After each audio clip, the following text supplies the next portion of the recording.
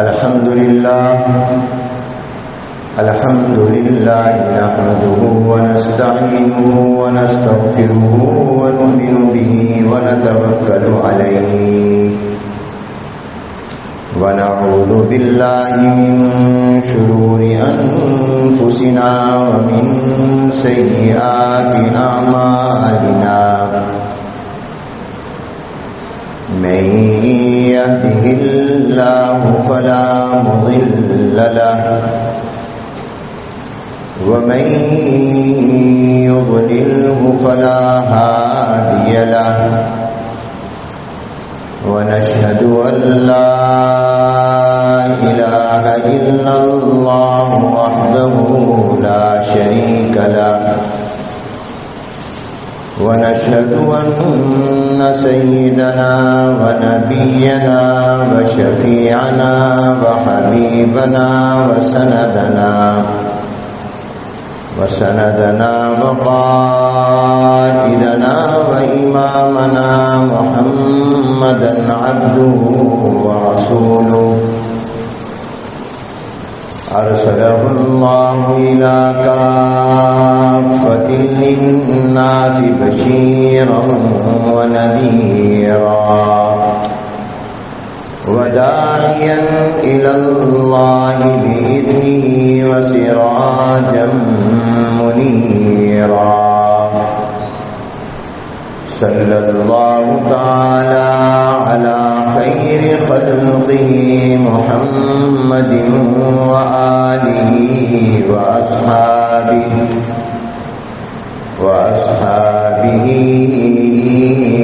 أجمعين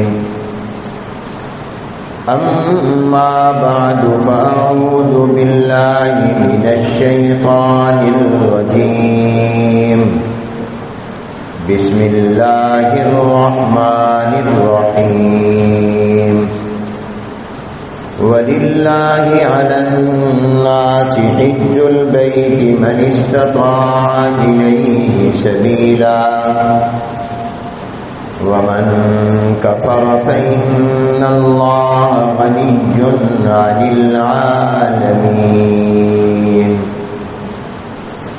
صدق الله العظيم وصدق رسوله النبي الكريم ونحن على ذلك لمن الشاهدين والشاكرين والحمد لله رب العالمين اللهم صل على محمد وعلى آل محمد كما صليت على إبراهيم وعلى آل إبراهيم إنك حميد مجيد اللهم بارك على محمد وعلى آل محمد كما باركت على إبراهيم وعلى آل إبراهيم إنك حميد مجيد بزرگان محترم، معزز حاضرین، برادران اسلام اور طلباء عزیز، السلام علیکم ورحمۃ اللہ وبرکاتہ۔ گزشتہ جمعے حج کے حوالے سے چند باتیں عرض کی گئی تھیں، کیونکہ یہ حج کے مہینے ہیں اور پوری دنیا سے خوش نصیب مسلمان فریضہ حج ادا کرنے کے لیے جا رہے ہیں، اور ہر مسلمان کی یہ تمنا اور آرزو اور خواہش ہوتی ہے کہ میں بھی حج کروں، مکہ اور مدینہ منورہ کی زیارت کروں۔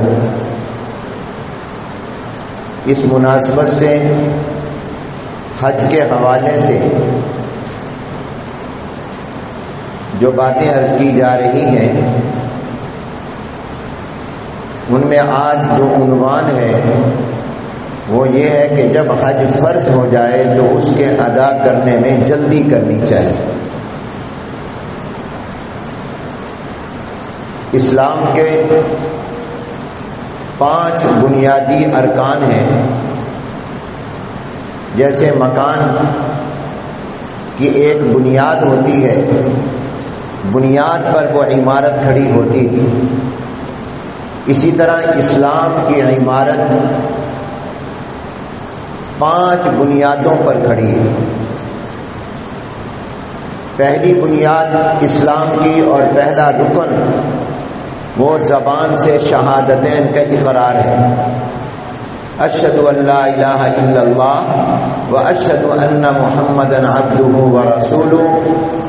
زبان سے اس کا اقرار و اعلان یہ اسلام کی پہلی بنیاد ہے، یہ اسلام کا پہلا رکن ہے۔ دوسرا رکن اور بنیاد نماز ہے، 5 وقت کی نماز فرض ہے۔ اور تیسرا زکوٰۃ ہے، اور چوتھا فرض اور بنیاد اسلام کی رمضان المبارک کے روزے ہیں، اور 5واں فرض اور 5ویں بنیاد اور 5واں رکن وہ بیت اللہ کا حج ہے۔ ان 5 ارکان اور 5 بنیادوں پر اسلام کی عمارت قائم ہے۔ جب جو شخص کلمہ پڑھ لیتا ہے تو اس پر سب سے پہلا فرض 5 وقت کی نماز ہے۔ نماز ہر مسلمان پر فرض ہے۔ دن میں 5 نمازیں فرض، ایک واجب، وتر واجب ہیں، فجر، ظہر، عصر، مغرب، عشاء فرض ہیں۔ خواہ وہ امیر ہو یا غریب،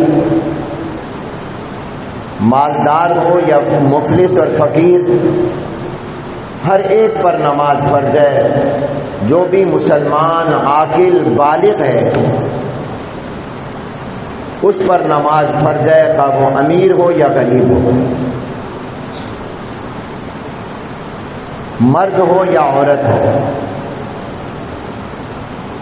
جہاں بھی رہتا ہو اس پر نماز فرض ہے۔ حتیٰ کہ بیمار ہو تب بھی نماز معاف نہیں، سفر میں ہو تب بھی نماز معاف نہیں۔ یہ اور بات ہے کہ سفر میں رعایت ہو جاتی ہے، 4 رکعت والی نماز میں 2 رکعتوں کی رعایت مل جاتی ہے، 2 پڑھ لو، جیسے ظہر ہے، عصر ہے، عشاء ہے۔ وہ مسافر کے لیے 4 نہیں بلکہ 2 ہیں، اور مقیم جو اپنے گھر میں گئے اس کے لیے 4 ہی رکعتیں ہیں۔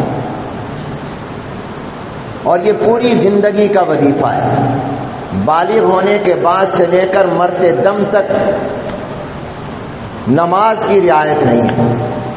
5 وقت کی نماز فرض ہے، مسافر پر بھی، مقیم پر بھی، بیمار پر بھی، تندرست پر بھی، مرد پر بھی، عورت پر بھی، امیر پر بھی، غریب پر بھی۔ اور یہ روزانہ کا حکم ہے، روزانہ کا وظیفہ، روز کی 5 نمازیں فرض ہیں۔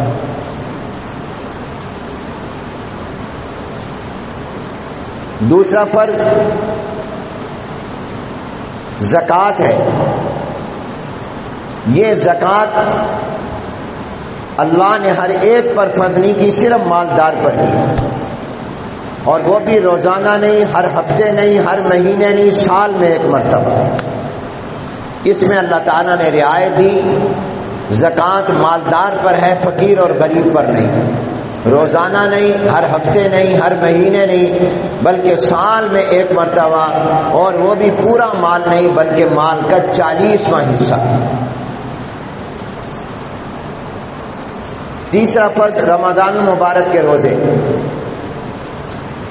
رمضان المبارک کے روزے بھی ہر عقل مند بالغ مسلمان پر فرض ہے، مگر اس میں بھی اللہ نے یہ رعایت رکھی کہ 12 مہینوں میں اللہ نے ہر مہینے کے روزے فرض نہیں کیے، آدھے یعنی 6 مہینے کے روزے بھی فرض نہیں کیے، صرف اللہ نے 1 مہینہ رمضان مبارک کے روزے فرض کرائے۔ 11 مہینے کھاتے پیتے رہو، اور 1 مہینہ صرف وہ بھی دن کے وقت میں کھانا پینا چھوڑ دو۔ اللہ نے 1 مہینے کے روزے فرض کیے ہیں 12 مہینوں کے لیے، مگر یہ روزہ بھی ہر مسلمان عقل مند بالغ پر ہے، خواہ وہ مرد ہو یا عورت ہو، امیر ہو یا غریب ہو۔ یہ نہیں کہ روزے امیروں پر فرض ہیں، غریبوں کی رعایت ہے، نہیں، امیر پر بھی غریب پر بھی، لیکن یہ رعایت اللہ نے دے دی کہ اگر کوئی بیمار ہے، روزہ رکھنے کی طاقت نہیں رکھتا، تو وہ جب تندرست ہو، صحت مند ہو، تو وہ رمضان کے روزوں کی قضا کر لے۔ کوئی سفر میں گئے تو اس کو بھی رعایت دے دی کہ جب وہ گھر واپس آئے تو آ کر روزے کی قضا کر لے، جتنے روزے سفر کی وجہ سے رمضان کے رہ گئے وہ عید کے بعد، رمضان کے بعد اگلے رمضان تک جب چاہے رکھ لے، کوشش جلدی کی کر لے۔ اگلے رمضان تک بھی نہ رکھے تو اس کے بعد رکھ لیں، لیکن زندگی میں اس کی قضا لازم ہے۔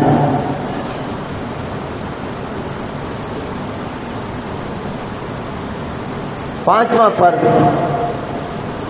اور اسلام کا بنیادی رکن حج ہے۔ اس میں اللہ نے 2 رعایتیں دے دی بڑی نمایاں۔ ایک رعایت تو یہ دے دی کہ حج صرف زندگی میں 1 مرتبہ فرض ہے۔ جتنی زندگی اللہ نے کسی کو دی ہے وہ زندگی میں 1 مرتبہ حج کر لے۔ 5 نمازیں روزانہ، زکوٰۃ ہر سال، رمضان کے روزے ہر سال، مگر اللہ نے حج میں یہ رعایت فرما دی کہ حج روزانہ نہیں، ہر مہینے نہیں، ہر سال نہیں، بلکہ اللہ نے فرمایا زندگی میں 1 مرتبہ کر۔ زندگی میں 1 مرتبہ اگر حج کر لیا، فرض حج کر لیا، اس کا فرض ادا ہو گیا۔ اور دوسری رعایت یہ دے دی کہ مالدار پر اللہ نے حج فرض کیا ہے، غریب پر نہیں۔ کوئی غریب اپنی خوشی سے جانا چاہے تو اور بات ہے، لیکن اس پر فرض نہیں ہے۔ اللہ نے وہ مالدار پر فرض کیا ہے، غریب پر نہیں کیا۔ زکوٰۃ بھی مالدار پر اور حج بھی مالدار پر، نماز اور روزہ سب پر۔ نماز روزانہ اور روزہ سال میں 1 مرتبہ، 1 مہینے کے 12 مہینوں میں سے۔ وہ کیسی رحمت والی ذات ہے،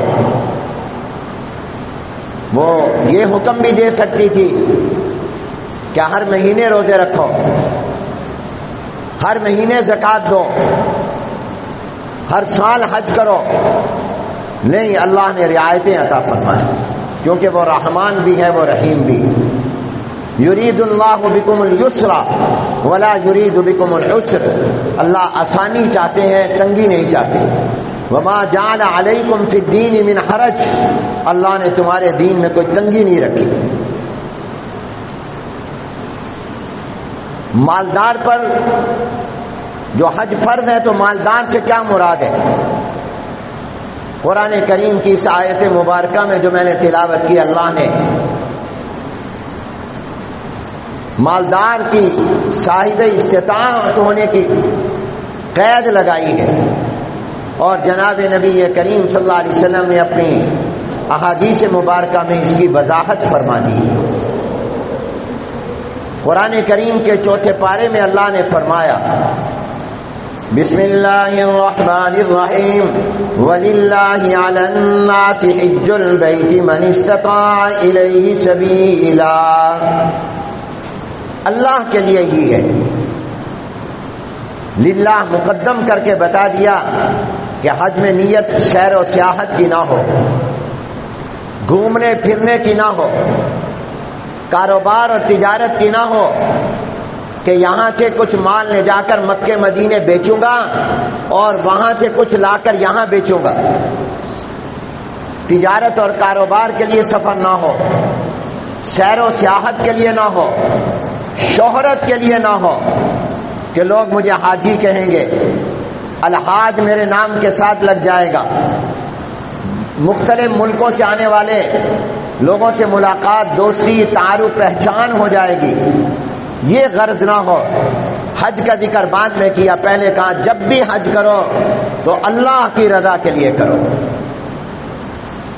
بلکہ یہاں تک اہل دل فرماتے ہیں نیت بیت اللہ کی نہ ہو، اللہ کی ہو۔ یہ نہ ہو کہ بیت اللہ دیکھنے جا رہا ہوں، بلکہ یہ ہو کہ اللہ کے رحمت کے مرکز دیکھنے جا رہا ہوں، اللہ تعالیٰ کی ملاقات کے لیے جا رہا ہوں۔ تو شروع میں یہ قید لگا دی وَلِلَّهِ عَلَى النَّاسِ حِجُّ الْبَيْتِ، اللہ ہی کے لیے ہے لوگوں پر بیت اللہ کا حج، مَنِ اسْتَطَاعَ إِلَيْهِ سَبِيلًا، مگر یہ حج اس پر ہے جو بیت اللہ تک جانے کی طاقت رکھے۔ اللہ نے اتنا فرمایا طاقت رکھے، اب طاقت سے کیا مراد ہے؟ پہلوان ہو، پیدل جا سکتا ہو، جہاز میں بیٹھ سکتا ہو۔ یاد رکھیے جسمانی طاقت مراد نہیں ہے، وہ اگرچہ ہر عبادت کے لیے ضروری ہے، ہونی چاہیے، یہاں پر مراد مالی طاقت ہے۔ چنانچہ حدیث مبارکہ میں آتا ہے، حضرت عبداللہ ابن عمر رضی اللہ تعالیٰ عنہما سے روایت ہے کہ ایک شخص جناب نبی کریم حضور اکرم صلی اللہ علیہ وآلہ وسلم کی خدمت میں حاضر ہوا اور اس نے آ کر پوچھا کہ یا رسول اللہ، قرآن کریم میں اللہ نے فرمایا جس میں طاقت ہو اس پر حج فرض ہے، طاقت سے کیا مراد ہے؟ تو آپ صلی اللہ علیہ وسلم نے فرمایا جس کے پاس سفر کا اور راستے کا سامان ہو، سواری ہو۔ علماء نے اور فقہاء نے احادیث مبارکہ کی روشنی میں مزید وضاحت فرما دی کہ حج اس مالدار پر فرض ہے جس کے پاس اتنے پیسے ہوں کہ وہ اپنے بنیادی ضروریات کھانے پینے وغیرہ کی اس کے پیسے اس کے پاس ہوں۔ یہاں سے مکہ المکرمہ جائے گا، مدینہ طیبہ جائے گا، جتنے دن بھی اس کے حج پر لگیں گے تو پورے راستے میں اس کو مانگنا نہ پڑے، اس کے پاس اپنے کھانے پینے کا سامان ہو، کھانے پینے کی ضروریات کے پیسے ہوں، اور مکہ المکرمہ جانے آنے کے لیے اپنی سواری ہو یا سواری کا کرایہ ہو۔ سواری کرائے پر لے لے یا سواری کا کرایہ دے دے، جہاز پر جانا ہے تو اس کے ٹکٹ کے پیسے ہوں، بحری جہاز میں جانا ہے اس کے پیسے ہوں، اپنی کار میں جانا ہے تو اپنی کار ہو یا کرائے کی کار ہو، اور پیٹرول ڈالنے آنے جانے کے پیٹرول کے پیسے ہوں۔ یہ نہ ہو کہ راستے میں کھڑا پیٹرول مانگ رہا ہو، اس پر حج فرض نہیں ہے۔ حج اس پر فرض ہے جو مسلمان ہو، کافر پر حج نہیں ہے۔ نمبر 2، عقل مند ہو، مجنون اور پاگل پر حج فرض نہیں ہے۔ نمبر 3، بالغ ہو، نابالغ پر بچے پر حج فرض نہیں ہے۔ نمبر 4، تندرست اور صحت مند ہو، معذور نہ ہو۔ اور نمبر 5، راستے کا خرچ، جانے سے واپس آنے تک راستے کا تمام خرچ، کھانے کا، پینے کا، رہنے کا، وہاں جا کر ہوٹل میں رہنا ہے، اگر کوئی جان پہچان والا نہیں ہے تو اس کے پیسے ہونے چاہیے۔ اور جن جن کا ان کے ذمے اس کے ذمے خرچ ہے، مثلا بیوی کا، اپنی اولاد جو کما نہیں رہی، ماں باپ اگر محتاج ہیں تو جتنا زمانہ اس کو حج میں لگنا ہے، جتنا ٹائم لگنا ہے، 15 دن، مہینہ، 1.5 مہینہ اس نے جانا ہے، رہنا ہے، تو اپنی بیوی بچوں کے خرچے اس کے پاس واپس آنے تک کا رقم موجود ہو، ان کو خرچہ دے تو تب اس پر حج فرض ہے، ورنہ نہیں۔ شریعت کا مسئلہ سمجھ میں آ گیا؟ مسلمان ہو، عقل مند ہو، بالغ ہو، صحت مند اور ہو، معذور نہ ہو، راستے کا تمام خرچ واپس آنے تک کا کھانے پینے کا، سواری کا، کرائے کا اس کے پاس ہو، رہنے کا خرچ ہو، اور جس چیز کا خرچہ اس کے ذمہ لازم ہے، جیسے خامن پر بیوی کا خرچہ لازم ہے، اولاد کا خرچہ ماں باپ پر ہوتا ہے اگر اولاد خود نہیں کما سک رہی، ماں باپ اگر محتاج ہیں تو اولاد پر بوڑھے ماں باپ کا خرچ بھی ہوتا ہے جو خود نہیں کما رہے، تو ان کے خرچ اس کے جانے سے واپس آنے تک کا پورے خرچے کا انتظام جس پر ہو اس پر حج فرض ہو جاتا ہے۔ یہ مراد ہے من استطاع الیہ سبیلا، جس کے اندر طاقت ہو، اور جس میں یہ طاقت ہو پھر اس پر حج فرض ہو جاتا ہے، اور جب حج فرض ہو جائے مالدار پر تو پھر اس کو جلدی کرنا چاہیے، دیر نہیں کرنی چاہیے۔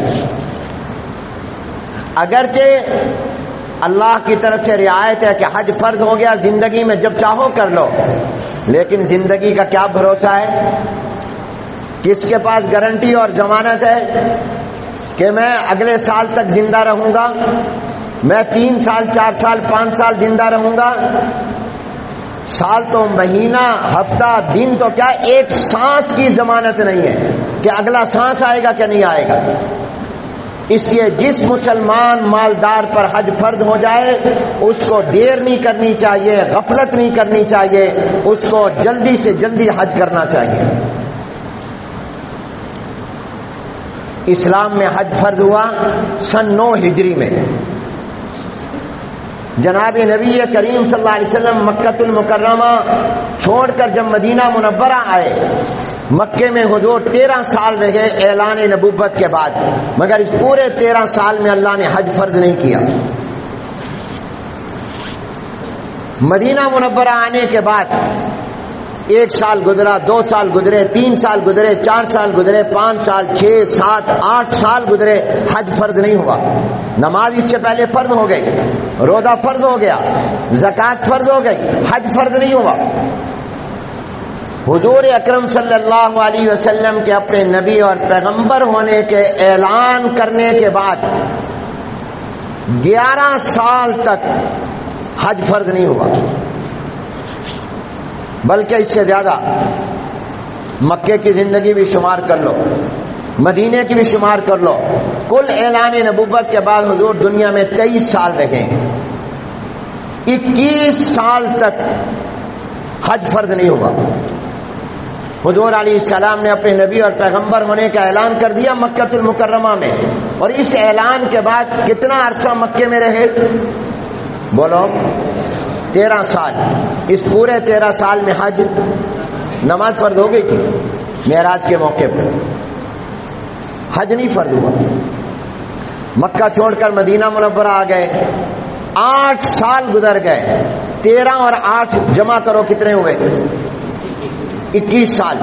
21 سال تک اللہ نے حج فرض نہیں کیا۔ کیوں نہیں کیا؟ حج کے لیے یہ بھی ضروری ہے کہ آپ پر تب حج فرض ہوگا جب راستہ محفوظ ہو، خطرناک نہ ہو۔ مسلمانوں کی کافروں سے لڑائی اور جنگ جاری تھی، اگر مسلمان حج کرتے تو خطرہ تھا کہ کافر ان پر حملہ کرتے۔ مدینے میں آنے کے بعد بھی بدر کی لڑائی، احد کی لڑائی، کتنی جنگیں ہوئی ہیں، کتنی مرتبہ مکے کے کافروں نے، دشمنوں نے مدینے پر حملے کا پروگرام بنایا، حملے کیے ہیں۔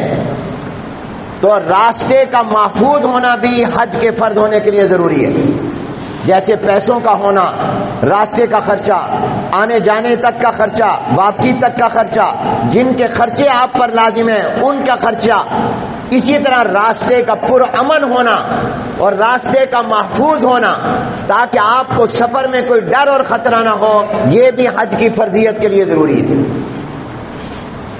خدا نخواستہ اگر پاکستان سے سعودی عرب جانے کا راستہ خطرناک ہو جائے، کسی ملکوں کی جنگ ہو رہی ہے اور خطرہ ہے کہ آپ کا جہاز جائے گا، کوئی اس کو نشانہ بنا لے گا، میزائل مار دے گا، حج فرض نہیں ہوگا۔ راستے کا محفوظ ہونا بھی ضروری ہے۔ اور حضور علیہ السلام جب تک مکے میں تھے کافر تنگ کر رہے ہیں، مدینے آ گئے کافر تنگ کر رہے ہیں، حملے کر رہے ہیں، لڑائیاں جنگیں ہو رہی ہیں، اس لیے اللہ نے حج فرض نہیں کیا، کیونکہ اللہ تعالیٰ اپنے بندوں کو مشکل میں نہیں ڈالتے۔ حج فرض ہوا ہے حضور علیہ السلام کے مدینہ منورہ میں آنے کے 9ویں سال میں، گویا اعلان نبوت کے مجموعی طور پر 22ویں سال میں حج فرض ہوا، 9 ہجری میں حج فرض ہوا، لیکن جب حج فرض ہوا سن 9 ہجری میں تو اسی وقت حضور اکرم صلی اللہ علیہ وسلم نے حضرت ابو ہریرہ فرماتے ارشاد فرمایا بھئی حج فرض ہو گیا ہے، لہذا اس کو ادا کرنے کی جلدی فکر کرو، اور اسی سال میں حضور نے اپنے جانشین سیدنا صدیق اکبر رضی اللہ تعالیٰ عنہ کی قیادت میں مسلمانوں کا ایک قافلہ مدینے سے مکے حج کے لیے روانہ کر دیا۔ خود حضور علیہ السلام تشریف نہیں لے گئے، سیدنا پہلا مسلمانوں کا حج کا قافلہ مدینہ منورہ سے سن 9 ہجری میں گیا، حضور کے اعلان نبوت کے 22ویں سال میں گیا، سیدنا صدیق اکبر رضی اللہ تعالیٰ اس کے قائد بنے، امیر بنے۔ اسلام میں فرضیت حج کے بعد پہلا حج ہوا ہے ابو بکر کی قیادت میں، وہ امیر کارواں تھے، اس لیے میں کہتا ہوں قیامت تک جتنے بھی حج ہوں گے سب کو ثواب ملے گا، اس کا ثواب ابو بکر کو بھی ملتا رہے گا، اور جو ابو بکر کے ساتھ گئے ان سب کو بھی ملتا رہے گا۔ 9 ہجری میں حج فرض ہوا، اور جناب نبی کریم صلی اللہ علیہ وسلم اس کے اس سال میں حضور نے ابو بکر کو بھیجا، مسلمانوں کو بھیجا، اور اگلے سال 10 ہجری کو حضور علیہ السلام خود حج پر روانہ ہوئے، اور صحابہ کی بہت بڑی تعداد کے ساتھ جناب نبی کریم صلی اللہ علیہ وسلم مدینہ منورہ سے روانہ ہوئے حج کے لیے مکہ المکرمہ، اور قربان جائیں حضور کے دیوانوں پر، حضور کے عاشقوں پر، حضور علیہ السلام کے صحابہ پر کیا محبت تھی ان کو اپنے نبی اور پیغمبر سے کہ انہوں نے حضور کے پورے سفر حج کو بھی 1400 سال گزر گئے، سب سے پہلے صحابہ نے اس کو محفوظ کر کے تابعین کو بتایا، اپنے زمانے کے لوگوں کو، اور اپنے جن جن لوگوں سے ان کی ملاقات زندگی میں ہوئی ان کو بتایا، اور اس کے بعد اب تک بتاتے آتے رہے 1400 سال تک۔ آج 1400 سال سے زیادہ عرصہ گزر چکا ہے، حضور اکرم صلی اللہ علیہ وسلم کے حج کی پوری تفصیل کہ آپ اپنے حج میں کہاں ٹھہرے، کہاں کہاں آپ نے کیا کیا، کہاں آپ نے نفل پڑھے، کہاں سے احرام باندھا، کہاں سے آپ نے تلبیہ پڑھا، کس کس اونٹنی پر سوار ہوئے، اور مکے سے جب مدینے سے جب مکے گئے تو آپ کا یہ سفر تو اونٹنیوں پر تھا، پیدل سفر تھا، کہاں آپ دن کو ٹھہرے، کہاں رات کو ٹھہرے، کہاں آپ نے کون سی نماز پڑھی، کہاں آپ نے فجر پڑھی، کہاں ظہر پڑھی، کہاں عصر پڑھی، کب روانہ ہوئے، کب مکے پہنچے، یہ پورا سفر حضور علیہ السلام کا صحابہ نے محفوظ کیا ہوا ہے، کتابوں میں موجود ہے، سیرت کی کتابوں میں پورا تفصیل کے ساتھ موجود ہے۔ جناب نبی کریم صلی اللہ علیہ وسلم 9 ہجری میں حج فرض ہو رہا ہے، ابو بکر کو بھیج رہے ہیں، کچھ مسلمان ساتھ جا رہے ہیں، اور اگلے سال حضور خود روانہ ہو رہے ہیں صحابہ کی بہت بڑی تعداد کے ساتھ۔ اب حضور کے اس عمل سے کیا معلوم ہے، جہاں زبان سے فرمایا حج فرض ہو جائے تو دیر نہ کرو، تو بتاؤ حضور نے بھی دیر کی یا جلدی ادا کیا؟ جلدی ادا کیا۔ 9 ہجری میں فرض ہو رہا ہے، حضور علیہ السلام اگلے سال جا رہے، اس حج کو حجۃ الوداع بھی کہتے ہیں، حضور کا آخری حج، یہ حضور کا آخری حج بھی ہے، پہلا حج بھی ہے، یہ صرف آخری نہیں ہے، پہلا بھی ہے۔ حضور نے اپنی زندگی مبارک میں، یاد رکھو، حضور نے عمرے 4 کیے، کتنے عمرے کیے؟ اور یہ بھی اتفاق ہے کہ چاروں عمرے حضور علیہ السلام نے قمری اعتبار سے، کیلنڈر کے اعتبار سے اسی مہینے میں کیے ہیں جس مہینے کے اندر آج کل ہم اور آپ چل رہے ذی قعدہ۔ حضور نے 4 عمرے کیے، مختلف وقتوں میں کیے، مگر مہینہ ایک ہی تھا، ذی قعدہ کا، یہ جو آج کل چل رہا ہے۔ تو آپ علیہ السلام نے عمرے کتنے کیے اور حج ایک کیا۔ میرے نبی کا ایک حج امتی کے ہزاروں حج پر بھاری ہے، لاکھوں حج پر بھاری ہے۔ حضور علیہ السلام کے اس حج کو حجۃ الوداع کہتے ہیں، کیونکہ یہ حضور کی زندگی کا آخری حج تھا. اب اس کا یہ معنی نہیں کہ آخری تھا تو اس سے پہلے بھی کوئی ہوئے، پہلے بھی نہیں، یہ پہلا بھی تھا اور آخری بھی تھا. مگر حج کے فرض ہونے کے بعد حضور علیہ السلام نے دیر نہیں کی، فوراً کیا. تو حضور کے فرمان سے، حضور کے عمل سے یہ بات معلوم ہوئی کہ حج جب فرض ہو جائے کسی مالدار پر اور اس کے پاس اتنا خرچہ ہو کہ وہ جا سکتا ہو، راستے کا تمام سامان ہو، پیسے ہوں جن کا خرچہ اس کے ذمہ وہ دے سکتا ہو، تو پھر اس کو دیر نہیں کرنی چاہیے، اس کو حج کرنے میں جلدی کرنی چاہیے. بہت سے لوگ بڑے بہانے ڈھونڈ لیتے ہیں، شیطان ہے نا وسوسے ڈالتا ہے.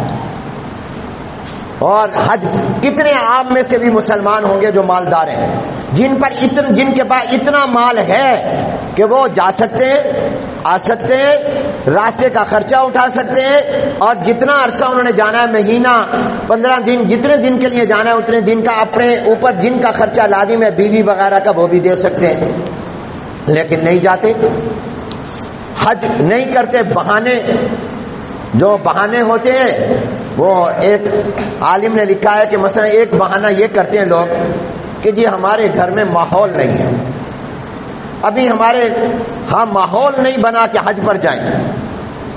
لندن جانے کا ماحول ہے، مری جانے کا ماحول ہے، گرمیوں میں سوات جانے کا ماحول ہے، جی نتھیا گلی جانے کا ماحول ہے، اس کے لیے پیسے اور خرچے ہیں، وہاں جا کر 5 اسٹار ہوٹلوں کا خرچہ ہے، بچوں کو ساتھ لے جانے یا جا رہا ہے تو ان کا خرچہ دے کر جانے کی گنجائش ہے، مگر کہتا ہے حج کا ماحول نہیں ہے. یہ ماحول تو بنانے سے بنتا ہے میرے دوستوں. اگر تم کہو کہ میں نے حج پر جانا ہے، حج پر جانا ہے، بیوی بچوں کا ذہن، اپنا ذہن بھی بنے گا. بعض لوگ یہ بہانہ کرتے ہیں کہ جی حج پر جانا ہے، پہلے نماز روزہ تو کر لیں، نماز تو پڑھتے نہیں ہیں، حج پر چلے جائیں، روزہ تو رکھتے نہیں ہیں، حج پر چلے جائیں. تو میرے عزیزوں بتاؤ، میں نے آپ کو حج کے فرض ہونے کی جو شرطیں بتائی ہیں اس میں یہ شرط بھی بتائی ہے کہ نماز پڑھتا ہو تو تب حج فرض ہوتا ہے ورنہ نہیں ہوتا. بولو تو صحیح. روزہ رکھتا ہو تو حج فرض ہوتا ہے ورنہ نہیں ہوتا. نماز روزہ الگ فرض ہے، حج بولو اللہ جو بولے ان کو حج کرا دے، اپنے کرم سے کرا دے، جلدی کرا دے. بہانہ بناتے ہیں، کہو بھئی حج کر لو، مالدار ہو، صاحب استطاعت ہو، صاحب حیثیت. بھی میں نماز تو پڑھتا نہیں ہوں تو حج کر کے کیا کروں گا، روزے تو میں نے رکھے نہیں رمضان کے، حج پر. بھئی نماز روزہ الگ فرض ہے اور حج بولو الگ فرض ہے. صبح کی روٹی الگ ہے، شام کی روٹی الگ ہے. کبھی یہ کہا کہ صبح کی نہیں کھائی میں شام کی بھی نہیں کھاتا. صبح کو نہ کھائی ہو، شام کی تو سب سے پہلے پہنچ جاتے ہو. تو صبح کا ناشتہ الگ، دوپہر کا کھانا الگ، شام کا کھانا الگ. جیسے یہ الگ ہے اس طرح نماز الگ فرض ہے، روزہ الگ فرض ہے، حج الگ فرض ہے.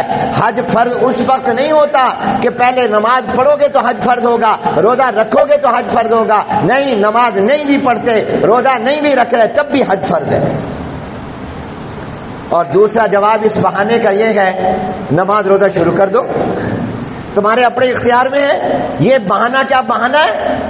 یہ شیطان کا وسوسہ ہے. بھی میں نماز نہیں پڑھتا تو حج کیسے کروں؟ پڑھنے شروع کر دو نماز، کیا رکاوٹ ہے؟ بھئی روزہ نہیں رکھ رہا تو حج کیسے؟ رکھو روزہ، کیا رکاوٹ ہے تمہیں، کیوں نہیں رکھتے؟ اور تیسرا جواب یہ یاد رکھو، جب مکے مدینے کی مبارک معطر فضاؤں میں جاؤ گے اور وہاں پر جا کے مہینہ 30-40 دن بیت اللہ اور مسجد نبی میں گزارو گے، انشاءاللہ نمازی بھی بن جاؤ گے، روزے دار بھی بن جاؤ گے. نمازی بھی بن جاؤ گے، روزے دار بھی بن جاؤ گے. یہ اس کا اثر ہوگا کہ پہلے نمازی نہیں تھے تو اب نمازی بن جاؤ گے، پہلے روزہ نہیں رکھتے تھے اب روزے دار بن جاؤ گے. یہ اس کا ہوگا. ایک آدمی مجھ سے کہنے لگا، میں نے کہا یار تم اب تک گئے نہیں حج پر یا عمرے پر، جاؤ نا، تمہارے پاس پیسہ ہے، مدینہ منورہ جاؤ، حضور کے قدموں میں جاؤ، حضور کے روضے مبارک پر جاؤ. کہتا ہے داڑھی تو ہے نہیں، کس منہ سے جاؤں گا، حضور کے سامنے کس منہ سے جاؤں گا، چہرے پر داڑھی تو ہے نہیں. اب یہ بہانہ وسوسہ بھی شیطان دل میں ڈالتا ہے. میں نے کہا مدینہ منورہ جانے کے لیے داڑھی کا ہونا کوئی فرض نہیں ہے. یہ نہیں ہے کہ کب جاؤ جب داڑھی ہو، اگر داڑھی نہیں ہے پھر بھی چلے جاؤ، اور یہ رکاوٹ نہیں ہے، تمہارا نفس رکاوٹ ہے، رکھ لو۔ یہ رکاوٹ کو دور کرنا تمہارے اختیار میں ہے، یہ کوئی وزیر اعظم کے اختیار میں، یہ گورنر وزیر اعلیٰ پولیس کے اختیار میں، تمہارے اپنے اختیار میں، رکھو داڑھی، جاؤ۔ آج سے نیت کر دو میں حضور کی سنت نہیں مٹاؤں گا، چلے جاؤ۔ اور پھر جب حضور کے روضے پر جاؤ گے، بھلے داڑھی منڈے جاؤ گے، انشاءاللہ وہاں کی حاضری کا اثر یہ ہوگا کہ خود حضور کی سنت کا نور چہرے پر چمکا لو گے۔ کتنے لوگ ہیں جو داڑھی منڈے تھے، وہاں گئے اور اپنے چہروں کو حضور کی سنت کے نور سے چمکا لیا۔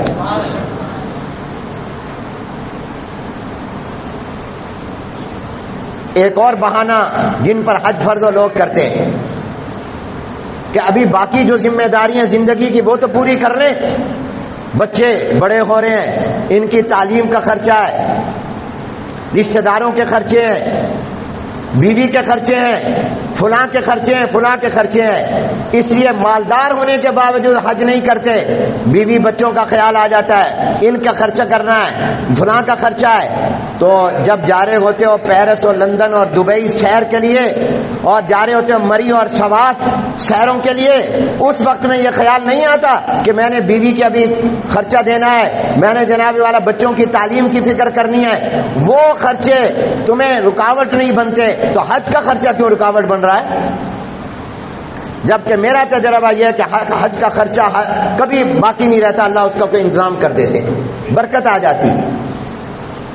بعض لوگ یہ بہانہ بھی کرتے ہیں، ان پر حج فرض ہوتا ہے کہ ابھی تو میں نے بچوں کی شادی کرنی ہے، بیٹیاں جوان بیٹھی ہیں، ان کی شادی کروں گا پھر حج پر جاؤں گا۔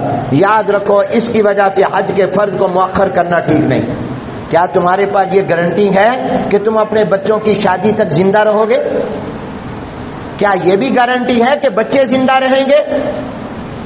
ایک سانس کی بھی، جب حج فرض ہو گیا تو اب اپنی بچیوں کو خاندان کے کسی بااعتماد کے سپرد کر کے جاؤ اور اللہ سے مانگو، اللہ تعالیٰ ان کے رشتے بھی کرا دے گا، اللہ ان کی شادیاں بھی کرا دے گا انشاءاللہ۔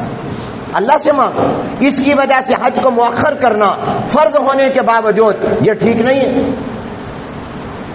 بعض لوگ کہتے ہیں میری بیگم بڑی ڈاڈی ہے، وہ کہتی ہے میں نے تجھے اکیلے نہیں جانے دینا، میں تیرے ساتھ جاؤں گی، اور میرے پاس اتنے پیسے ہیں نہیں کہ میں بیوی کو لے کر جاؤں، لہذا میں بھی نہیں جاتا۔ اپنا فرض بیوی کی وجہ سے مؤخر کرنا یہ بھی جائز نہیں ہے، کیونکہ تمہارے اوپر اپنی بیوی کو حج کرانا لازم نہیں ہے۔ اگر تمہارے پاس اتنی حیثیت اور سہولت اور وسعت ہے کہ تم اپنی بیوی کو حج کرا سکتے ہو تو تمہاری خوشی ہے، ورنہ بیوی پر اپنے پاس اتنا پیسہ اور زیور ہو کہ وہ حج کر سکتی ہے تو اس پر فرض ہوگا، ورنہ نہیں ہوگا۔ اور خامد کے ذمے لازم نہیں ہے، وہ اپنی خوشی سے کراتا ہے تو اور بات ہے، ورنہ خامد پر بیوی کو حج کرانا فرض اور لازم شرعن نہیں ہے۔ اب بیوی کی وجہ سے اپنا فرض مؤخر کرنا، کبھی یہ کہا ہے بیوی روٹی نہیں کھاتی تو میں بھی نہیں کھاؤں گا، وہ تو خود کھا لیتے ہو، تو یہ بہانہ بھی صحیح نہیں۔ بعض لوگ کہتے ہیں کاروباری مصروفیات بہت ہیں، بزنس سے وقت نہیں ملتا، فیکٹری، کاروبار، میرے پلازے، میں چلا گیا تو میرے کاروبار کو کون سنبھالے گا؟ تو اگر مر گیا تو پھر کون سنبھالے گا؟ کاروبار کی وجہ سے حج فرض ہونے کے باوجود مؤخر کرنا، دیر کرنا جائز نہیں۔ آپ اپنے کاروبار کے لیے کسی بااعتماد کو ذمہ لگا دیں، چند دن کے لیے بند کر جائیں، کوئی اعتماد والا اس کے حوالے کر دیں، اپنا فرض جلدی ادا کریں، زندگی کا کوئی بھروسہ نہیں۔ حضور علیہ السلام نے فرمایا فرض ہو جائے جلدی کرو، ہو سکتا ہے تمہیں موت آ جائے، ہو سکتا ہے تمہیں کوئی عذر پیش آ جائے، ہو سکتا ہے کوئی رکاوٹ آ جائے، اس لیے تم ایک فرض کو اپنی گردن پر لے کر قبر میں جاؤ گے؟ جس پر حج فرض ہے اور وہ مالدار ہے، اور اتنا مالدار ہے جو میں نے بتایا، کروڑوں پتی ہونا ضروری نہیں ہے، صرف اتنا ہو مال اس کے پاس کہ جا سکے، آ سکے، راستے کا خرچہ اور جن کا خرچہ اس کے ذمہ واجب ہے، جتنا عرصہ جا رہا ہے اتنے عرصے کا خرچہ ان کو دے دے، راستہ محفوظ ہو۔ اور عورت کے اوپر حج کے فرض ہونے کی ایک اور شرط بھی ہے کہ محرم ہو، اس کا خامد ہو یا محرم ہو. اگر اس کا محرم نہیں ہے تو اس پر حج فرض نہیں ہے، خامد نہیں ہے تو اس پر حج فرض نہیں، بھلے مالدار ہو. خواہ وہ محرم اپنے پیسے سے جائے یا یہ اس کو کرا دے. تو کاروبار کو بہانہ بنانا، بچیوں کی شادی کو بہانہ بنانا، بچوں کی تعلیم کو بہانہ بنانا، دیگر ذمہ داریوں کو بہانہ بنانا، یا یہ بہانہ بنانا کہ ماحول نہیں ہے، یا میں تو ابھی نماز روزہ نہیں کرتا تو میں ابھی کیسے، یہ تمام بہانے شیطان کے وسوسے ہیں، رکاوٹ ہیں تاکہ یہ حج نہ کر سکے. اور بعض لوگ یہ سوچتے ہیں حج کے بعد گناہ نہیں کرنا چاہیے، مجھے ابھی اعتماد نہیں ہے کہ میں حج کے بعد گناہ نہیں کروں گا، میں تو گناہ کرتا ہوں، اسی اخیر عمر میں کروں گا تاکہ حج کروں اور گناہ کیے بغیر مر جاؤں. اخیر عمر کی ضمانت ہے کیا؟ گارنٹی ہے؟ اور یہ بھی تو اپنے اختیار میں، گناہ چھوڑ دو، نہ کرو گناہ. گناہ تو گناہ ہے، حج سے پہلے بھی اور حج کے بعد بھی. حج سے پہلے بھی منع ہے، حج کے بعد بھی منع ہے. یہ بھی کوئی بہانہ نہیں ہے. بعض لوگ یہ کہتے ہیں میں حج پر بعد میں جاؤں گا، پہلے ماں باپ کو حج کراؤں گا، والدین کو حج کراؤں. یاد رکھو والدین کو حج کرانا اولاد کے ذمے شرعاً کوئی لازم نہیں. اگر والدین کے پاس اپنے پیسے ہیں تو وہ حج کریں، ان پر فرض ہوگا، لیکن اولاد کے ذمے ماں باپ کا خرچہ ہے. اگر ماں باپ محتاج ہو، ماں باپ کو حج کرانا نہیں ہے، آپ اپنا فرض ادا کریں. اور والدین کو حج کرائیں گے، اس کے بعد خود کریں گے. کیا آپ زندہ رہیں گے اس تک؟ یہ گارنٹی اور ضمانت ہے. اور والدین کو بھی لوگ حج کراتے ہیں اس وقت جب وہ بوڑھے ہو جاتے ہیں تاکہ وہیں رہ جائیں. بھئی حج کرانا ہے. ایک حدیث میں تو حضور نے فرمایا نکاح بعد میں حج پہلے. انڈونیشیا اور ملائیشیا کے لوگ تو اکثر ایسے ہیں جو اپنے بچوں کی شادی نہیں کرتے، پہلے حج کراتے ہیں. اور ہمارا کیا ہے، ہم بوڑھے ہونے کا انتظار کرتے رہتے ہیں، جب حج کرنے کے قابل نہیں ہوتے، جب طواف اور سعی کے لیے ویل چیئر کی ضرورت ہوتی ہے، جب کسی سہارے کی ضرورت ہوتی ہے، اس وقت جا کے حج کرتے ہیں. حج جوانی کا، بڑھاپے کا نہیں ہے، حج جوانی کا ہوتا ہے. تو اس وجہ سے اپنے اس فرض کو مؤخر کرنا، دیر کرنا کہ پہلے میں ماں باپ کو حج کراؤں گا پھر خود حج کروں گا، یہ بھی ٹھیک نہیں. بعض لوگ کہا کرتے ہیں کچھ کما لیں، کچھ کھا لیں، کچھ بنا لیں پھر حج کریں گے. کیا بنا لینے تک تم زندہ رہو گے؟ تمہارے پاس یہ گارنٹی اور ضمانت ہے؟ یہ کوئی ضمانت اور گارنٹی نہیں. اس لیے میرے دوستوں اور بھائیوں، حج میں دیر نہیں کرنی چاہیے. آج میں نے جو آپ کو بات سمجھائی وہ یہ کہ جب حج فرض ہو جائے تو پھر دیر نہ کرو.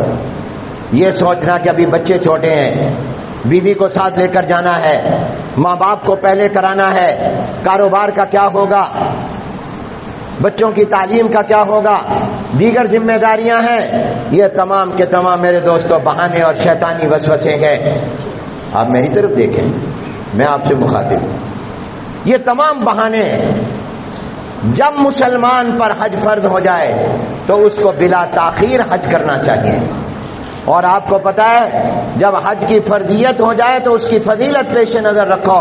جناب نبی کریم صلی اللہ علیہ وسلم نے ارشاد فرمایا کہ جب حاجی اپنے گھر سے روانہ ہوتا ہے اور تلبیہ احرام کے وقت میں پڑھتا ہے، جب کہتا ہے لبیک اللہم لبیک، جب زبان سے یہ کہتا ہے تو جب یہ تلبیہ پڑھتا ہے تو اس کی دائیں طرف اور بائیں طرف جتنی اللہ کی مخلوق ہوتی ہے، خواہ اس میں بے جان پتھر، پہاڑ، درخت کیوں نہ ہو، وہ تمام اس کے ساتھ تلبیہ پڑھتے ہیں. اور فرماتے ہیں جب حالت احرام میں کوئی تلبیہ پڑھتا ہے، جس دن اس نے تلبیہ لبیک اللہم لبیک پڑھا، اس دن کا جب سورج غروب ہوتا ہے تو وہ سورج اس کے گناہوں کو لے کر غروب ہوتا ہے، اس کے سارے گناہ معاف ہو جاتے ہیں. اور فرمایا جس نے حج کیا جھگڑا نہیں کیا، گالیاں نہیں دی، کسی کو برا بھلا نہیں کہا اور کسی کے ساتھ زیادتی نہیں کی، کوئی بے حیائی کی باتیں نہیں کی، وہ جب حج سے فارغ ہوتا ہے تو وہ اس دن کی طرح ہو جاتا ہے جس دن ماں نے جنا تھا یہ گناہوں سے پاک تھا، اس طرح ہو جاتا ہے۔ اس لیے میرے دوستو، جس پر حج فرض ہو جائے، جو مالدار ہو، جو صاحب استطاعت ہو، اس کو دیر نہیں کرنی چاہیے۔ زندگی کا کوئی بھروسہ نہیں ہے، آنے والے کل بھی کسی نے نہیں دیکھا۔ یہ سوچنا کہ پہلے ماں باپ کو کرا لوں، پہلے میں کما لوں، پہلے یہ کام کر لوں پھر حج پر جاؤں گا، کوئی زندگی کی ضمانت نہیں ہے۔ جب حج فرض ہو جائے تو پھر اس حج کو کرنے میں جلدی کرنی چاہیے۔ اللہ تبارک و تعالی دین کے تمام فرائض ہمیں ادا کرنے کی توفیق عطا فرمائے۔ وآخر دعوانا ان الحمدللہ۔